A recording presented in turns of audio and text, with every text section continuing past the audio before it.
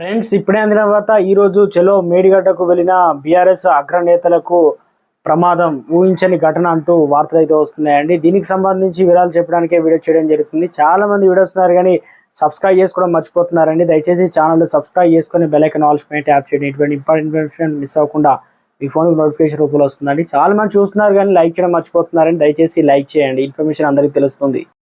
చలో మేడిగడ్డకు వెళ్తున్న బీఆర్ఎస్ ఎమ్మెల్యేలకు ఒక్కసారిగా షాక్ గురయ్యారు. వారు ప్రయాణిస్తున్న బస్ టైర్ ఒక్కసారిగా పేలిపోయింది. దీంతో మార్గమధ్యంలో ఆ బస్సును ఆగింది. జనగామ వద్ద చోటు చేసుకునే ఘటనతో బీఆర్ఎస్ ఎమ్మెల్యేలు కొంతమేరకు ఆందోళనకు గురయ్యారు. మేడిగడ్డకు వెళ్తున్న ఈ బస్సులో కొందరు బీఆర్ఎస్ ఎమ్మెల్యేలతో పాటు మీడియా ప్రతినిధులు కూడా ఉన్నారు. సమాచారం అందుకున్న మిగిలిన ఎమ్మెల్యేలు ఇతర నేతలు సహాయక చర్యలు చేపడుతున్నారు. స్థానికంగా ఉన్న మెకానిక్ పిలిపించి నేతల దగ్గర నుండి టైరు మార్పిస్తున్నారు. ఈ ప్రమాదం తర్వాత మరో బస్సులో ఎమ్మెల్యేలు మేడిగడ్డకు బయలుదేరి వెళ్లారు. ఏది ఏమైనప్పటికీ బీఆర్ఎస్ తలపెట్టిన చలో మేడిగడ్డకు టూర్లో బస్ టైర్లు బ్లాస్ట్ కావడం కలకలం రేపింది.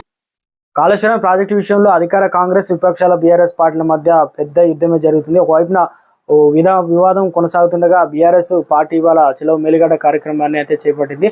హైదరాబాద్ లో తెలంగాణ భవన్ నుంచి బీఆర్ఎస్ నేతలు మేడిగడ్డకు బయలుదేరి ఈ సందర్భంగా మేడిగడ్డ యాత్ర ఎందుకో కవితాత్మకంగా తెలుపుతూ కేటీఆర్ ఒక ట్వీట్ కూడా చేశారు.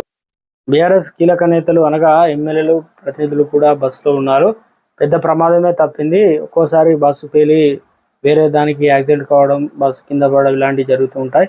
కానీ ఒక్కసారిగా ఊపిరి పీల్చుకున్నారు. ఎవరికి ఎలాంటి ప్రమాదం అయితే జరగలేదు. మెకానిక్ పిలిపించి ఆ బస్సును రిపేర్ చేసే ప్రయత్నం అయితే చేస్తున్నారు. వేరే బస్సులు వెళ్లే ప్రయత్నం అయితే చేస్తున్నారు. మొత్తానికి చలో మేడిగడ్డ వెళ్తున్న బీఆర్ఎస్ ఎమ్మెల్యేలకు ఒక్కసారిగా ఊహించని గట్టి అనగా షాక్ అయితే గురయ్యారు.